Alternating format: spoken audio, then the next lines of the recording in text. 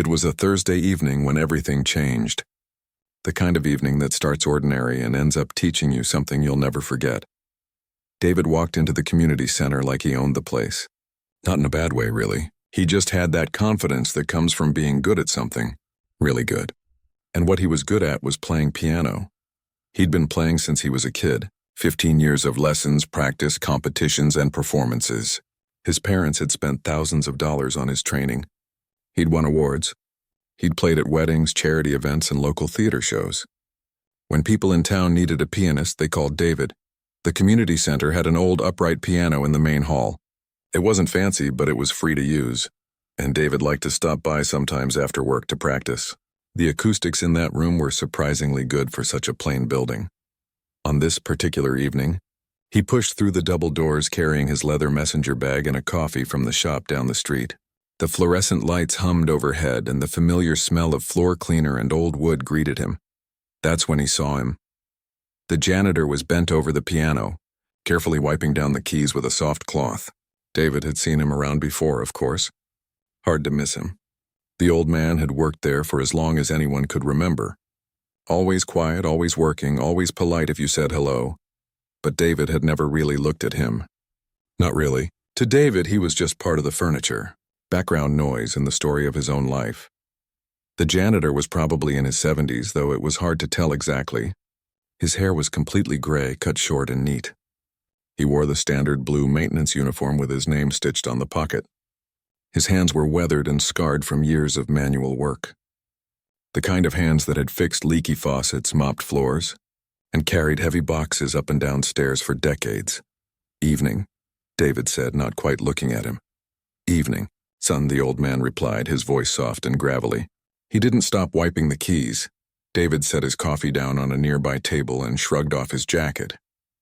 He was itching to play. He'd had a stressful day at the office, and nothing cleared his head like losing himself in music. But the janitor was still cleaning the piano, moving methodically from the low notes to the high ones. David waited, then waited some more. His fingers drummed impatiently on his leg. Finally, the old man straightened up slowly, his back making a small cracking sound as he did. He folded his cleaning cloth with careful precision and stepped aside. All yours, he said with a small smile. Thanks, David said. Already moving toward the bench, he sat down, flexed his fingers and let them rest on the keys for a moment. This was his ritual. The moment before playing when everything else fell away. Then he launched into the piece he'd been practicing. It was Rachmaninoff, a composer known for incredibly difficult piano works, the kind of music that separates serious pianists from casual players. His fingers flew across the keys, hitting complex chord progressions and rapid runs of notes that most people couldn't even attempt. He played with precision and power, his years of training evident in every measure. The music filled the room, echoing off the walls. It was impressive, and David knew it. Out of the corner of his eye, he could see the janitor had paused his work. The old man stood there, leaning slightly on his mop, watching. Good, David thought. Let him see what real playing looks like. He finished with a dramatic flourish, his hands lifting off the keys in a gesture he'd perfected for performances. The final chord rang out and slowly faded into silence. David turned slightly, expecting praise. Maybe even awe. The janitor nodded slowly. That's nice, son, he said.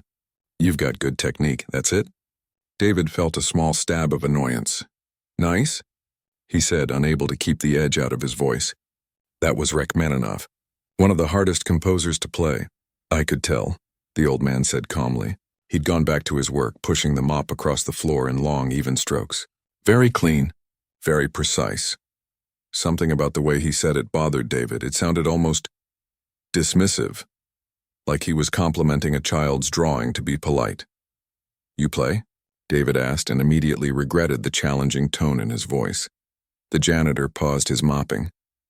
He looked at the piano, then at David, then back at his mop. Used to, he said after a moment. Long time ago. David felt a smirk creeping onto his face. Sure, the old man probably plunked around on a piano at some point, maybe knew a few basic songs. Every old person seemed to have tried piano lessons as a kid. Yeah? What did you play? David asked, not really caring about the answer. Different things, the old man said vaguely. He was being modest, David assumed. probably embarrassed about his limited skills. Something about the whole interaction was rubbing David the wrong way. Maybe it was the long day at work. Maybe it was the old man's understated response to his playing. Maybe it was just ego. "Well," David said, standing up from the bench with exaggerated courtesy, "why don't you show me?" He gestured toward the piano like a king offering his throne. He expected the old man to decline, to laugh it off and say he didn't remember how anymore, or to make some excuse about his hands being too stiff or his memory being too foggy. Instead, the janitor looked at the piano for a long moment. Something shifted in his expression, something David couldn't quite read.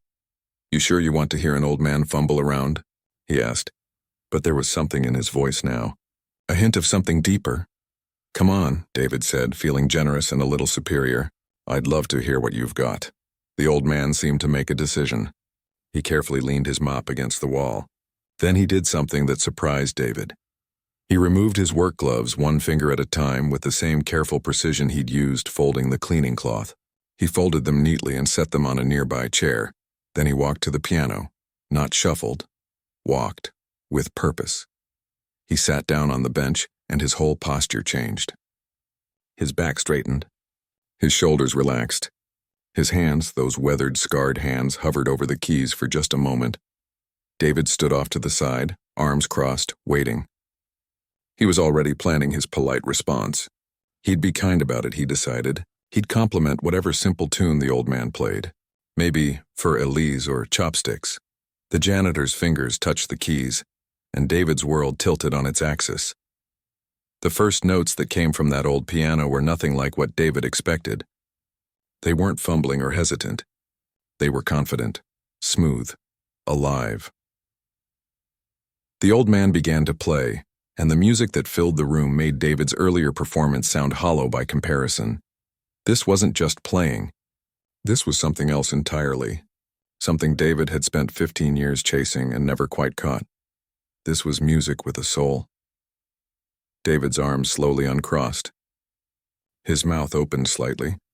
He stood there, frozen, as the janitor's weathered hands moved across the keys like they were coming home after a long journey. And in that moment, David realized he didn't know anything at all. The music coming from that old piano shouldn't have been possible. Not from those hands. Not from that man in a janitor's uniform who David had barely noticed 5 minutes ago. But there it was, real, undeniable, beautiful in a way that made David's chest feel tight. The old man was playing jazz, not the simple, predictable kind you hear in elevators or waiting rooms. This was the real thing. The kind that lives and breathes and tells stories without words. His left hand moved in patterns David recognized from his classical training, but looser somehow. More alive, the bass notes walked up and down the keyboard like they were having a conversation with themselves. Meanwhile, his right hand danced over the higher keys, playing melodies that seemed to appear out of thin air. David had studied jazz a little bit. Enough to know the basics, enough to play a few standard pieces if someone asked. But this was different. This was jazz the way it was meant to be played. Not from a sheet of music, but from somewhere deep inside. The old man's eyes were half closed now. His head nodded slightly with the rhythm. His weathered face had relaxed into an expression of pure concentration. Or maybe it was joy. David couldn't tell. Maybe it was both. The music shifted. It got quieter for a moment, more intimate, like the piano was whispering secrets. Then it built again. The old man's fingers moving faster, adding flourishes and runs that seemed impossible for hands that age. David realized his mouth was hanging open. He closed it, then opened it again because he'd forgotten to breathe. He'd spent 15 years learning piano, 15 years of scales and exercises and theory and practice. He'd studied under teachers who'd played in symphony orchestras. He'd won competitions. He'd performed for audiences of hundreds, and this janitor, this quiet old man who mopped floors and cleaned bathrooms, was playing circles around him. The melody shifted again, and David caught hints of blues mixed in with the jazz. The old man's left hand started a boogie-woogie pattern that made David's feet want to move. Then his right hand came in with something that sounded almost classical, but twisted and turned into something entirely new. This wasn't just skill. This was mastery. This was art. The music told a story. David couldn't explain how he knew that, but he did. It started somewhere happy, young maybe. Then it got more complex, more layered. There were moments of sadness woven in with moments of pure joy. There were struggles and victories. There was life in those notes. David felt something crack inside his chest. It wasn't a bad feeling exactly. It was more like a wall he'd built without realizing it was suddenly crumbling down. All this time he'd thought he was good. Really good. He'd thought he understood music. He'd thought he knew what it meant to play piano, but he'd been playing notes. Just notes. This old man was playing emotion, memory, truth. The piece went on for what felt like both seconds and hours. Time seemed to move differently while that piano was singing. The fluorescent lights overhead, the industrial carpet on the floor, the bulletin board covered in community notices, all of it faded away. There was only the music. Finally, after a long, complex improvisation that should have required at least 2 people to play, the old man brought it all back down. The energy settled. The notes got simpler again, but no less beautiful. He ended on a chord that hung in the air like a question mark, letting it fade naturally into silence. The last note disappeared. The room felt incredibly quiet. David just stood there. His arms hung at his sides.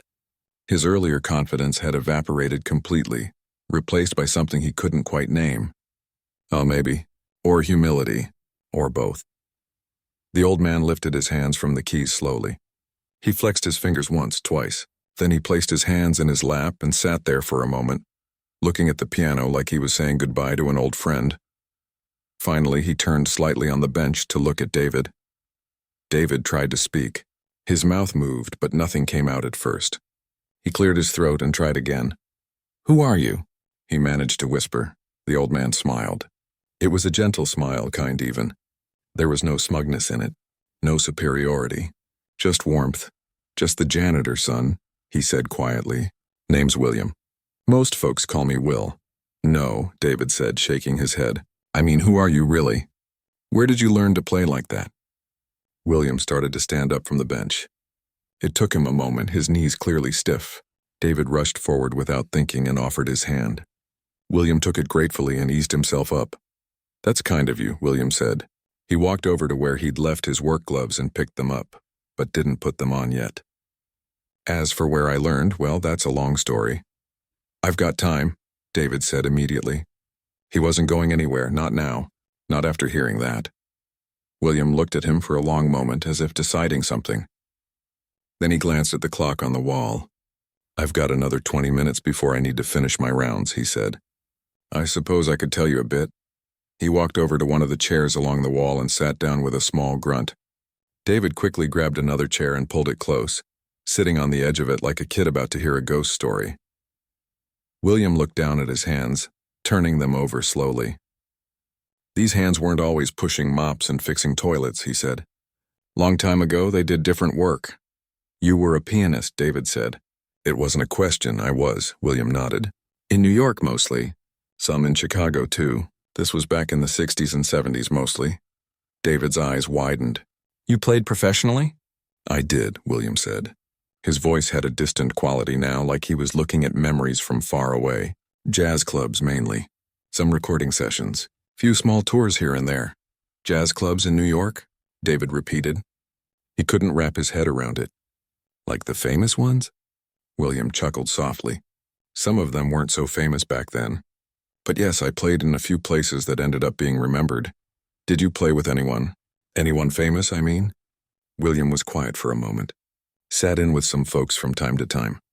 Backed up a few singers. Did some session work for records that went on to do pretty well. He paused. Even got to jam with some of the greats a few times when they'd drop by the clubs. David felt like his brain was short-circuiting. This janitor, this man he'd barely looked at, had played with jazz legends in New York. During what was probably the golden age of the music, "Why are you here?" The question came out before David could stop it. "I mean, no disrespect, but if you played like that, if you were good enough to play in New York with famous musicians, why are you working as a janitor in a community center?" It was a rude question. David knew it as soon as the words left his mouth. But he had to know. William didn't seem offended, though. He just smiled that gentle smile again. "Life," he said simply. "Life happens, son. Music's wonderful, but it doesn't always pay the bills. especially when you've got responsibilities. What kind of responsibilities? The important kind, William said. My wife got sick. This was back in '76. Cancer. She needed treatment, needed me home. Not traveling around playing clubs till 3 in the morning. David felt his throat tighten. Had kids, too, William continued. 3 of them. They needed food, clothes, school supplies. Needed a father who was around. The club life, the touring. It wasn't compatible with being the kind of husband and father I needed to be. So you just stopped? Not all at once, William said. I tried to make it work for a while. Local gigs only, no touring. But even that wasn't enough. So I found steady work. Decent pay, good benefits, regular hours. Started here in '85. 30 years ago, David said quietly. 30 years last month, William confirmed. Do you regret it? David asked. William thought about that for a moment. Really thought about it. No, he said finally. I gotta watch my kids grow up. I got 10 more years with my wife than the doctor said we'd have. I've got grandkids now who visit me on weekends. I've got a life that's been full of love and family. He paused. Music's important, but it's not everything. But you were so good, David said, and he hated how his voice cracked slightly. You still are. Don't you miss it? The performance, the recognition, all of it? William looked at him with those kind, tired eyes. Sometimes, he admitted. But here's what I learned, son. Music doesn't need an audience to be real. It doesn't need applause or reviews or album sales. Music is music, whether you're playing for thousands of people or just for yourself. He held up his weathered hands again. These hands might not move quite as fast as they used to. My back hurts if I sit at the piano too long, but the music's still in here. He tapped his chest. Always has been. Always will be. Can't nobody take that away.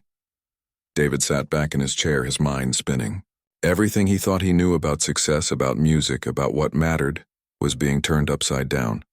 Besides, William added with a small grin, I get to play whenever I want. Right here after hours. Nobody to please but myself. That's a kind of freedom most professional musicians never get. The clock on the wall ticked loudly in the quiet room. I need to finish my rounds, William said, standing up again. This time he didn't need help. You're welcome to keep playing if you want. Piano's all clean now. David looked at the piano. His earlier eagerness to play had completely vanished. I don't think I can, he said honestly. Not after hearing you. William put a hand on David's shoulder. What? David didn't sleep well that night. He kept hearing William's music in his head. Those notes that seemed to carry entire lifetimes in them. The way the old man's scarred hands had moved across the keys like they were coming home. He lay in bed staring at the ceiling, thinking about everything William had said.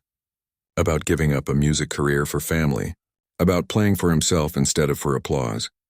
About music living inside you whether anyone else heard it or not. It made David uncomfortable. All of it. Because if he was honest with himself, really honest, he'd been playing piano for all the wrong reasons. The trophies. The recognition. The way people looked impressed when he mentioned he was a pianist. The little rush of superiority he felt when he played better than someone else. He'd never once asked himself if the music actually meant anything. The next evening, David showed up at the community center earlier than usual. He told himself it was just to practice, that it had nothing to do with hoping he might see William again, but he knew he was lying to himself. The old janitor was there, vacuuming the main hallway. He looked up when David came in and gave him a friendly nod. Evening, son. Evening, David replied. He hesitated, then added, William, right? That's right. The old man smiled, looking pleased that David remembered. You here to play? Yeah, I thought I might. David shifted his weight awkwardly. Would you? If you're not too busy, would you mind if I asked you some questions? About music, I mean. About playing. William turned off the vacuum. Questions are free, he said. What's on your mind? David wasn't sure how to put it into words. Yesterday, when you played, it was different than anything I've ever heard. Different than how I play. I guess I'm trying to understand what the difference is. William considered this for a moment. You hungry? He asked suddenly. The question caught David off guard. What? I'm about due for my dinner break. There's a diner 2 blocks over. Makes a decent burger. My treat if you want to talk about music. 20 minutes later, They were sitting across from each other in a worn booth at Jerry's Diner. The place was nearly empty. Just a couple of truckers at the counter and an elderly couple in the corner. A waitress with tired eyes brought them coffee without asking. William ordered a burger. David did the same, even though he wasn't particularly hungry. "So," William said, wrapping his weathered hands around the coffee mug, "you want to know the difference between playing notes and playing music?" "I guess that's it, yeah." "You got good technique," William said. "That was clear yesterday. You've had solid training. You know your scales, your theory, your compositions." "But," David prompted because he could hear the unspoken word hanging there. "But you're playing for the wrong audience. What do you mean?" William took a sip of his coffee. "Who were you playing for yesterday? When you sat down at that piano before I did? Who was in your head?" David thought about it. "I don't know. Nobody specific, just people, I guess. Imaginary listeners." "You were playing to impress," William said gently. "Nothing wrong with that exactly. We all start there. But that's where most people stay, and it keeps them from going deeper." "Deeper how?" The waitress brought their burgers. William picked up his and took a bite, chewing thoughtfully before answering. "Music isn't about showing people what you can do," he said. "It's about showing them what you feel. What you've lived. What you understand about being human." He pointed his burger at David. "That Rachmaninoff you played yesterday, technically perfect. But did you know Rachmaninoff wrote a lot of his music during some of the darkest times of his life? He was depressed, homesick, struggling. That sadness, that longing, it's supposed to be in the notes." David felt his face flush. "I didn't know that. Most people don't. They just see difficult music and want to prove they can play it." William set down his burger and leaned forward. "But here's the thing, son. The difficulty isn't the point. The emotion is the point. The story is the point. How do you learn that, though? How do you learn to play with feeling instead of just playing the notes?" "By living," William said simply. "By feeling things. By paying attention to your own heart," he paused. "And by listening. Really listening. Not just to music, but to everything." David picked at his burger, his mind racing. "When you played yesterday, I could hear a story in it. I don't know how, but I could." "How did you do that?" William smiled, that same gentle smile from before. "Because I was playing my story. Not trying to impress anyone. Not trying to prove anything. Just telling the truth about a life lived. Can you teach me that?" The words came out before David could stop them. He felt vulnerable asking, like a kid admitting he didn't know something basic. William studied him for a long moment. "I'm not a teacher, son. Haven't been for a long time." "Please," David said. "What you have, what I heard yesterday, that's what I've been missing. I just didn't know it until I heard you play." William took another sip of his coffee, his eyes distant. Then he seemed to make a decision. "Tell you what," he said. "I can't promise to teach you anything. But if you want to come by the center in the evenings after I'm done with my work, maybe we can play together. I can show you a few things. Whether you learn them or not, that's up to you." David felt something surge in his chest. Hope, maybe. Or excitement. "Really? You do that?" "On one condition," William said, raising a finger. "You've got to promise me you'll stop trying to be impressive. Stop thinking about competitions and performances and showing off. Can you do that?" It was a harder question than it should have been. David's whole identity as a pianist was built on being good, on being better than other people. "I can try," he said finally. "Trying's enough," William said. "That's all any of us can do." They finished their burgers and walked back to the community center together. The evening air was cool and the streetlights were just starting to flicker on. "So when do we start?" David asked. "How about now?" William said. "I've got about an hour before I need to head home." Back in the music room, William locked the door so they wouldn't be interrupted. He gestured for David to sit at the piano. "Play something for me," William said, pulling up a chair nearby. "Anything you want. But this time, don't think about the notes. Don't think about technique. Just feel the music and let your hands follow." David sat at the piano, his palms suddenly sweaty. It should have been simple. He'd played thousands of times. But now, with William watching, with the instruction not to think about technique, he felt paralyzed. "I don't know what to play," he admitted. "Then don't play anything planned," William said. "Just put your hands on the keys and see what comes out." David placed his hands on the keys. He closed his eyes, trying to quiet the analytical part of his brain that was always counting measures and thinking about finger positions. He played a single note. Then another. They weren't from any piece he knew. They were just notes. He waited to see what would happen next. Another note came, then a small phrase. It wasn't fancy. It wasn't impressive, but it was honest. He was just following instinct, following feeling instead of training. Good, William said softly. Don't judge it. Just let it be what it is, David kept playing. The melody that emerged was simple, almost childlike. It reminded him of something, though he couldn't say what. A memory, maybe, or a feeling from a long time ago. After a few minutes, he stopped. That was terrible, he said, opening his eyes. No, William corrected gently. It was honest. That's much harder than playing something technically difficult. But it was so simple, so basic. So what? William said. The blues is simple. Most folk songs are simple. Some of the most powerful music ever written uses simple notes. It's not about complexity. It's about truth. He stood up and gestured for David to move over on the bench. David slid to one side and William sat beside him. Let me show you something, William said. Play that phrase again. The first thing you played, David tried to recreate it. It came out slightly different, but the essence was the same. William listened, then placed his own hands on the keys in the lower register. Now play it again, but don't stop. Just keep going with whatever feels right. David played the phrase again. This time William came in underneath with a subtle bass line. It was simple, just a few notes, but it transformed what David was playing. It gave it depth, context, foundation. David felt something shift inside him. He kept playing and the melody started to grow. Not because he was thinking about what came next, but because William's accompaniment was suggesting directions, leading him somewhere without forcing him.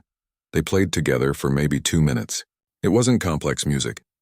It wouldn't have impressed anyone at a concert hall. But something about it felt right, felt real. When they stopped, David realized he was smiling, really smiling in a way he couldn't remember doing while playing piano before. That was different, he said quietly. That was listening, William replied. You weren't just playing. You were listening to me, responding to what I was doing, and I was doing the same with you. That's conversation. That's music. David looked at his hands on the keys. They looked the same as always. But something felt different. This is going to take a while, isn't it? He said. Learning to play like this. William chuckled. Son, I'm 73 years old and I'm still learning. Music isn't something you master and finish. It's something you live with. Grow with, he stood. 3 weeks passed, and David showed up at the community center every single evening. Rain or shine, tired or energized, he was there. At first it was frustrating, really frustrating. William didn't teach the way David's other instructors had. There were no exercises, no scales, no pieces to memorize. Instead, William would ask strange questions. What does Tuesday feel like? He'd asked one evening. David had stared at him. What, Tuesday doesn't feel like anything. It's just a day. Everything feels like something. William had replied calmly. Close your eyes. Think about Tuesday, the middle of the work week. That particular weight of it. Now play that. David had thought the old man was losing it. But he'd tried anyway, fumbling through something that sounded confused and aimless because that's exactly how the exercise made him feel. Good, William had said. Which made no sense because it sounded terrible. Another time, William had asked him to play what rain sounded like. Not to mimic rain, but to play the feeling of watching rain through a window. I don't understand the point of this, David had said after that session. Unable to hide his frustration, William had just smiled. You will. But slowly something started to change. David began noticing things he'd never paid attention to before. The way different emotions sat in his chest. The way memories had textures and colors if you really thought about them. The way a conversation with a coworker could feel like a certain rhythm. He started listening to music differently too. Not analyzing the technical parts, but feeling what the musician was trying to say. And he realized that the songs that moved him most weren't the most complex ones. They were the ones that felt true. His own playing started to shift. It was subtle at first. He'd sit down to practice a classical piece he'd played 100 times, and suddenly he'd hear it differently. He'd find himself adding tiny pauses he'd never noticed before, or emphasizing different notes, or playing softer in places that used to be loud. It felt like learning to speak all over again, but with a language he'd been using wrong his entire life. One evening, about a month after they'd started, David arrived at the community center to find William sitting on a bench outside the building. The old man wasn't in his work uniform. He was wearing slacks and a button-up shirt nicer than anything David had seen him in.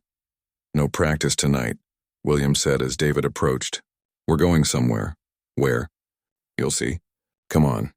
They walked 6 blocks to a part of town David didn't usually visit. The buildings here were older, more worn. Some had boarded-up windows. But there was life here, too. People sitting on stoops, kids playing on the sidewalk despite the late hour. Music drifting from open windows. William stopped in front of a building with a faded sign that read Blue Room. Through the windows, David could see dim lights and scattered tables. "This is a jazz club," William said, "or what passes for one these days. Not like the old ones in New York, but it's got heart." He looked at David. "I play here sometimes, first Thursday of every month. Thought maybe you should hear what jazz sounds like in its natural habitat." David's eyes widened. "You still perform?" "Wouldn't call it performing exactly. Just playing with some old friends. No pressure, no expectations, just music." He pulled open the door. "Come on." Inside, the Blue Room was small and intimate. Maybe 15 tables, half of them occupied. A small stage at the far end held an upright bass, a drum kit, and an old piano that had probably seen better days. The air smelled like coffee and decades of cigarette smoke that no amount of cleaning could fully erase. A man behind the bar looked up and broke into a huge grin. "Willie, right on time as always." "Hello, Pete," William said warmly. "Brought a friend tonight." "David, this is Pete. He owns the place." Pete reached across the bar to shake David's hand. His grip was firm, his face weathered but kind. "Any friend of Willie's is welcome here." First drinks on the house, they found a table near the stage. David ordered a beer he barely touched, too nervous and excited to drink. The few other patrons in the place had the look of regulars. They nodded at William like old friends. 2 other musicians arrived. An older black man carrying a bass case and a woman who looked to be in her 60s with silver hair pulled back in a bun. "That's Raymond on bass," William said, "and Gloria on drums. We've been playing together off and on for about 15 years now." The 3 musicians greeted each other with hugs and easy laughter. They had the comfort of people who'd shared something meaningful for a long time. They set up without much fanfare. Gloria adjusted her drum kit. Raymond tuned his bass. William sat at the piano and played a few notes, nodding to himself. Then, without any announcement or introduction, they started to play. It was different from when William played alone at the community center. This was conversation between 3 people who understood each other deeply. Raymond's bass provided a foundation that was both steady and playful. Gloria's drums were subtle, more about texture than rhythm. And William's piano wove between and around them, sometimes leading, sometimes following. They played standards mostly, songs David recognized from his limited jazz education. "Autumn Leaves." "Take 5. "Georgia on My Mind." But the way they played them made them sound new, personal, alive. David watched William's face. The old man's eyes were closed much of the time, his head nodding slightly. There was a small smile on his lips. He looked completely at peace, completely himself. This was different from playing for an audience. These 3 weren't performing. They were just 3 friends having a conversation in the only language that mattered to them. Between songs, they'd chat quietly, laugh about something, then flow into the next piece. No sheet music, no planning, just intuition and trust. During one song, Raymond took a solo and William and Gloria pulled back, giving him space. David watched William watching Raymond, the old man's face full of appreciation and respect. When Raymond finished, William came back in with a response on the piano, like he was saying, "Yes, I heard you, and here's what I think about that." It was beautiful. Not in the polished, perfect way of a symphony orchestra, but in a raw, human way that made David's chest ache. They played for about 90 minutes. The small crowd clapped between songs, but not loudly. It wasn't that kind of place. The applause was respectful, appreciative, but not disruptive.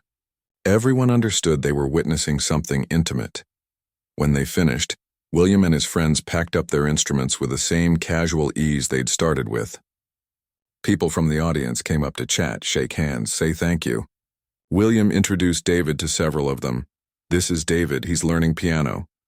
"William's teaching him," Gloria said with a knowing smile. "Lucky kid."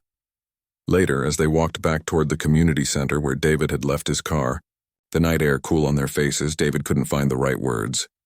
"Thank you for taking me," he finally said. "That was incredible." "That's what music should be," William said. "Not about being impressive. About being present, about connecting. Do you miss it?" David asked. "The bigger stages, the recording studios, all of that?" William thought about it as they walked. "Sometimes I miss being young," he admitted. "Miss when my hands moved faster, when I could play all night without my back hurting." "But the music?" He shook his head. "The music's better now than it ever was." "How can you say that?" "You played in famous clubs with famous people." "Because now I'm playing for the right reasons," William said simply. "When I was young, I was trying to prove something. Trying to be somebody. Now I'm just trying to be honest."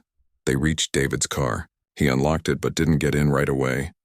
"I've been thinking," David said slowly, "about my playing. About why I do it." He looked at William. "I don't think I've ever played music the way you and your friends did tonight. I've never just been present with it." "That's why we're practicing," William said. "You're learning. Takes time." "I have this performance coming up," David continued. "In 2 weeks. Local arts showcase thing. I've been planning to play the same kind of pieces I always do. Show off the technique, hit the hard parts perfectly." He paused. "But I don't want to do that anymore." William studied him. "What do you want to do?" "I don't know exactly. Something honest. Something real." He laughed nervously. "Is that crazy? I mean, I don't even know how to do that yet." "You're further along than you think," William said. "And 2 weeks is enough time. Not to perfect something, but to find something true. Will you help me? Haven't I been helping you this whole time?" William said with a slight smile. "I mean, really help me. Help me find a piece or create something that actually means something." William leaned against David's car, his expression thoughtful. "Here's what I'll do. Tomorrow night you come by. Don't bring any sheet music. Don't plan anything. Just come ready to explore. We'll find what you need to play." "That's terrifying," David said honestly. "Good," William replied. "Best music usually is." David drove home that night with his head spinning. He kept hearing the music from the Blue Room, the easy conversation between 3 musicians who trusted each other completely. The way William had looked so at peace, so completely himself. That's what David wanted. Not to be impressive, not to win competitions or get applause. He wanted to be real. To say something true, to connect with people the way William's music connected. The 2 weeks before the showcase flew by in a blur of evening sessions at the community center. William kept his promise. He helped David find something real to play, but not in the way David expected. They didn't choose a famous piece. They didn't arrange anything complicated. Instead, William had David close his eyes and talk. Just talk. "Tell me about a moment that mattered to you," William had said that first night. Could be anything.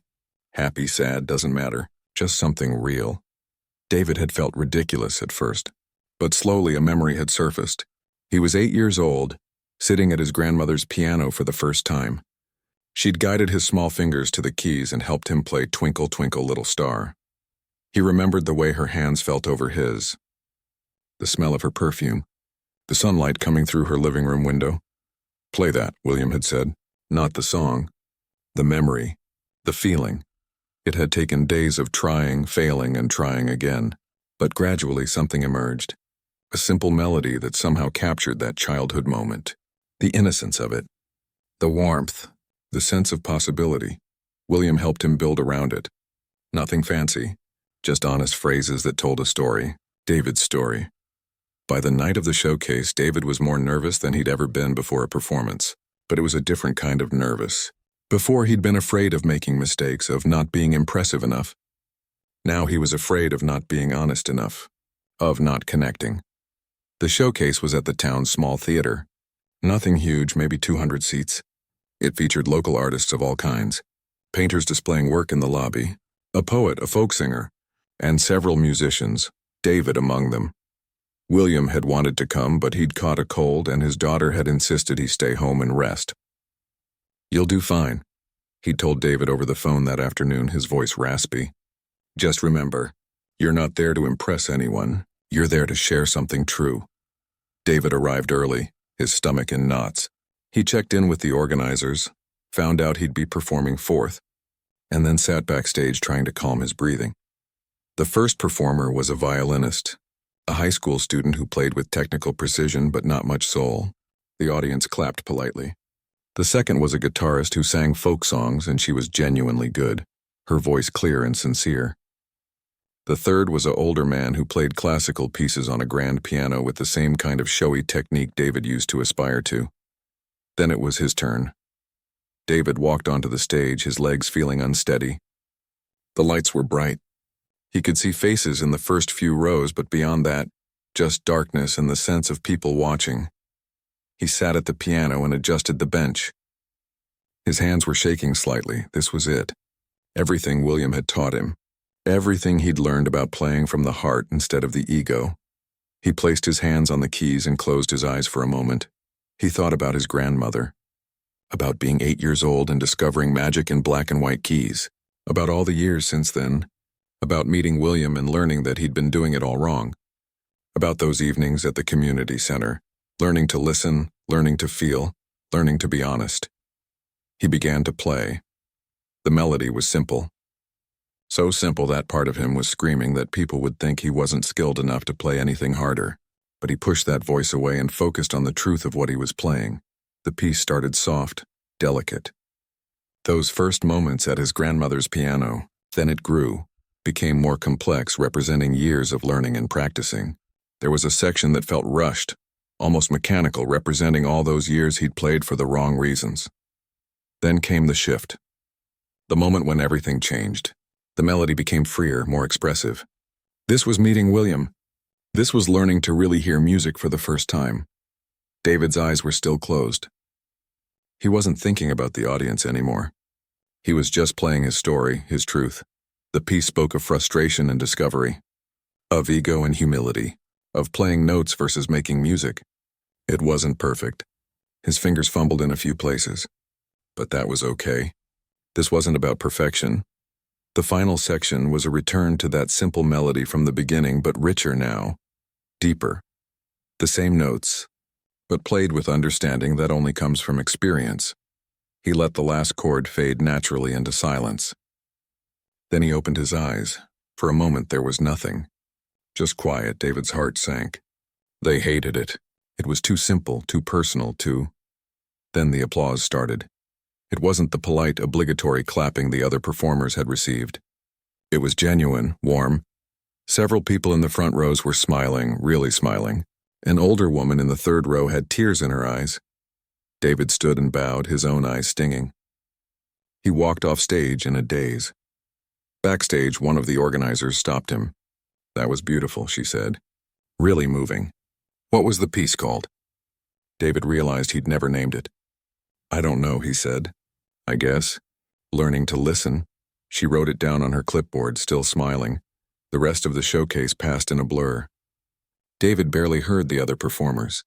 He kept replaying his performance in his head, not critically, but just remembering what it had felt like, to play something true, to share something real. After the showcase ended, several people approached him in the lobby.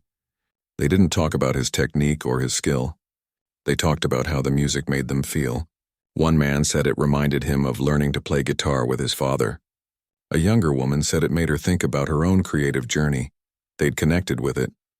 Really connected. That's what William had been trying to teach him all along. David drove straight from the theater to William's house. He'd gotten the address from the community center's directory. It was late, almost 10 at night, but he had to tell William how it went. William's daughter answered the door, a woman in her 40s with her father's kind eyes. David introduced himself and explained why he was there. "Oh, you're David," she said, her face lighting up. "Dad's been talking about you nonstop. Come in, come in." "He's still up." She led him to a small living room where William sat in a recliner, a blanket over his lap, watching an old movie on TV. He looked up when David entered and immediately smiled. "How'd it go?" he asked, his voice still hoarse from the cold. David sat on the couch across from him. "It wasn't perfect," he said. "I messed up a few parts. My timing was off in one section." William raised an eyebrow. But it was real," David said, feeling emotion rise in his chest. "I played something true and people felt it." "They actually felt it, William." They came up to me afterwards and told me how it made them feel. William's smile grew wider. That's it. That's the whole thing right there. I couldn't have done it without you, David said. Everything you taught me about listening and feeling and being honest instead of impressive. That's what made tonight possible. William waved a hand dismissively. I didn't teach you anything you didn't already have inside you. I just helped you find it. They talked for another hour. David told him about every detail of the performance, about the audience's reaction, about how different it felt from every other time he'd played publicly. William listened with obvious pleasure, interjecting occasionally with questions or comments. His daughter brought them tea and cookies, then left them alone, seeming to understand this was important. Finally, David looked at his watch and realized how late it had gotten. I should let you rest, he said, standing up. Before you go, William said, I want to tell you something. David sat back down. When you first walked into that community center, all confident and sure of yourself, I saw something in you, William said. You reminded me of myself when I was young. Good skills, but playing for all the wrong reasons. And now? David asked. Now you're a musician, William said simply. Not just someone who plays music, but someone who understands what music is really for. David felt his throat tighten. I still have so much to learn. We all do. That's the beautiful part. Music is infinite. You could study it for 10 lifetimes and still find something new. William leaned forward slightly. But you've learned the most important thing. You've learned to be honest. Everything else is just details. David left William's house that night feeling changed in a way he couldn't fully articulate. He'd been playing piano for 15 years, but he felt like tonight was the first time he'd really played.